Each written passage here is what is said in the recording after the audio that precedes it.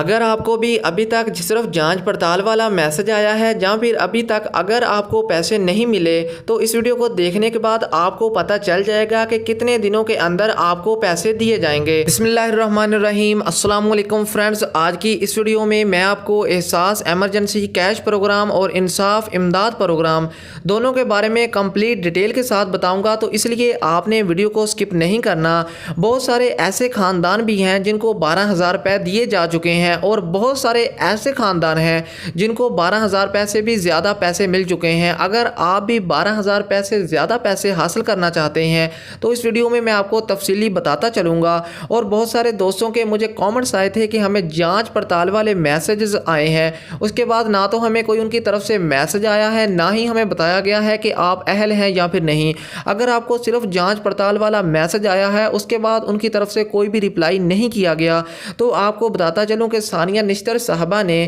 یہ باقاعدہ ٹویٹ کیا ہے کہ 10 دن کے اندر یعنی نیکسٹ ویک میں آپ کو اگر اہل ہیں تو اہل والا میسج آ جائے گا یا پھر آپ کو نا اہل والا میسج کر دیا جائے گا۔ اور اگر آپ کو اہل کر دیا جاتا ہے تو مزید ایک ویک کے اندر آپ کو پیسوں والا بھی میسج آ جائے گا کہ آپ اس بینک سے جا کر پیسے حاصل کر لیں۔ اور آپ نے ایک بات کا خاص دھیان رکھنا ہے کہ اپنے موبائل کے ان باکس کو لازمی روزانہ کی بیس پر چیک کرنا ہے، کیونکہ اگر آپ روزانہ کی بیس پر چیک کریں گے تو اس سے آپ کو اہل اور نااہل والا بھی پتہ چلے گا، اور اگر آپ کو پیسے ملنے ہوں گے تو پیسوں والا میسج بھی آپ دیکھ سکتے ہیں۔ ایسا نہ ہو کہ کہیں اس کی ڈیٹ اوور ہو جائے اور آپ کو بعد میں پیسے ہی نہ ملے۔ اگر آپ کے والد یا پھر والدہ میں سے کوئی ایک فوت ہو چکا ہے اور ان کے نام پر پیسے آ چکے ہیں یا پھر ان کا اہل قرار دے دیا گیا ہے، تو اس کے لیے بہتر طریقہ کار یہ ہے کہ آپ کسی بھی اپنی قریبی یونین کونسل پر رابطہ کریں یا پھر ان کے جو سینٹرز بنائے گئے ہیں ان سینٹرز پر رابطہ کریں یا پھر اس دیے گئے نمبر پر رابطہ کریں،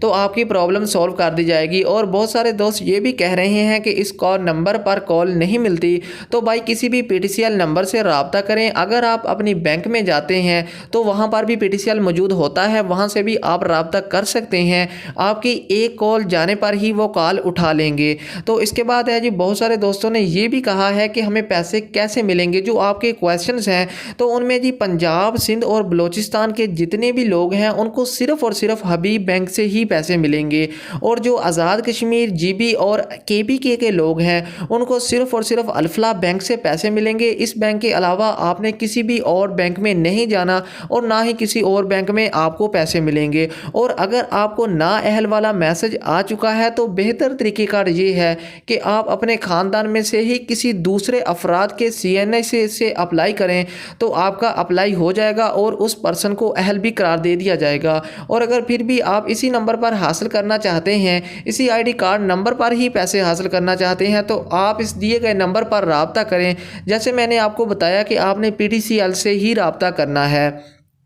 اور اگر آپ کے نام پراپرٹی وغیرہ ہے، یعنی آپ کے نام اراضی ہے، زمین کا چھوٹا سا ٹکڑا بھی ہے، اگر آپ نے کسی بھی بیرون ملک کا سفر کیا ہوا ہے، جہاں پھر ایزی پیسہ یا پھر جیز کیش کی ٹرانزیکشن بہت زیادہ رہی ہیں، جہاں پھر آپ کا یوٹیلٹی کا بل یا پھر بجلی کا بل 10,000 روپے ماہانہ سے زیادہ رہا ہے، تو آپ کو پیسے نہیں دیے جائیں گے۔ جبکہ بہت سارے دوستوں کے نیچے کامنٹس یہ آ رہے تھے کہ ان کے نام اراضی بھی ہے، جہاں پھر ان کے نام گاڑی ہے، جہاں پھر ان کا بینک بیلنس بھی موجود ہے، پھر بھی ان کو پیسے دے دیے گئے ہیں۔ بھائی آپ نے ان کی انسٹرکشنز کو غور سے نہیں پڑھا ہوگا، جس میں انہوں نے باقاعدہ یہ بتایا تھا کہ اگر کسی ایسے بندے کو پیسے دیے جا چکے ہیں یا پھر دیے جاتے ہیں جو اس کے لیے اہل نہیں ہے، جس کے نام پراپرٹی وغیرہ، گاڑی وغیرہ یا پھر اراضی وغیرہ موجود ہے، تو اس کے خلاف نیکسٹ فیز میں قانونی کارروائی ہو سکتی ہے۔ یعنی اس مہینے میں بے شک اس کو مل گئے ہیں، لیکن جو آئندہ آنے والا مئی ماہ ہوگا اس میں تمام لوگوں کی دوبارہ سے تصدیق ہوگی، اور اگر کوئی بھی سرور میں پرابلم آیا ہے جس کی وجہ سے آپ کو پیسے دے دیے گئے ہیں حالانکہ وہ بندہ نا اہل تھا، تو اس کے خلاف قانونی کارروائی بھی ہوگی اور اس کے علاوہ اس سے پیسے بھی لیے جائیں گے۔ اور جو لوگ حقدار ہیں ان کو ہی صرف پیسے ملیں گے، جو کسی غیر حقدار کو مل چکے ہیں ان کے خلاف قانونی کارروائی کر کے ان سے پیسے وصول کر لیے جائیں گے۔ اور اس کے ساتھ ساتھ بہت سارے خاندان ایسے بھی ہیں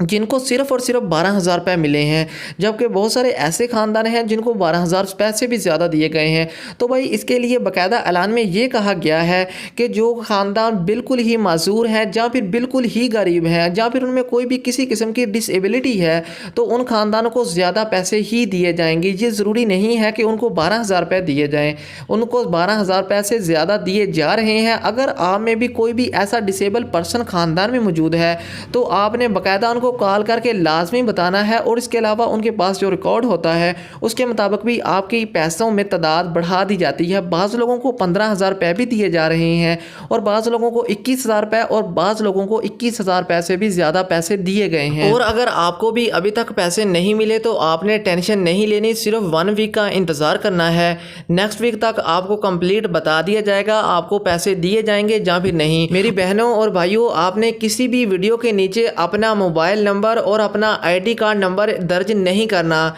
क्योंकि बहुत सारे लोगों के साथ फ्रॉड हो चुका है। मैं नहीं चाहता कि किसी भी और बंदे के साथ मज़ीद फ्रॉड हो, इसलिए मैं आपको हर वीडियो में ये बताता आया हूं, आपने किसी भी वीडियो के नीचे अपना आईडी कार्ड नंबर और अपना मोबाइल नंबर इंटर नहीं करना। और बहुत सारे लोग ये कह रहे हैं कि इससे किसी को भी पैसे नहीं दिए जा रहे, तो मैं अपनी वीडियो के नीचे आने वाले कुछ कॉमेंट्स को आपके सामने शो करवाता हूँ, जिसमें उन्होंने बाकायदा कहा है कि हमें पैसे मिल चुके हैं। तो भाइयों, सबसे पहले आपने अपने माइंड से ये बात निकाल देनी है कि इसकी मदद से पैसे नहीं दिए जा रहे, पैसे इसकी मदद से मिल रहे हैं, और तकरीबन हर रोज़ाना की बेस पर 1 से 1.5 लाख ख़ानदानों को इसकी मदद से पैसे दिए जा रहे हैं। और आइंदा आने वाले वीक में आपका भी उस ख़ानदान में नेम हो सकता है।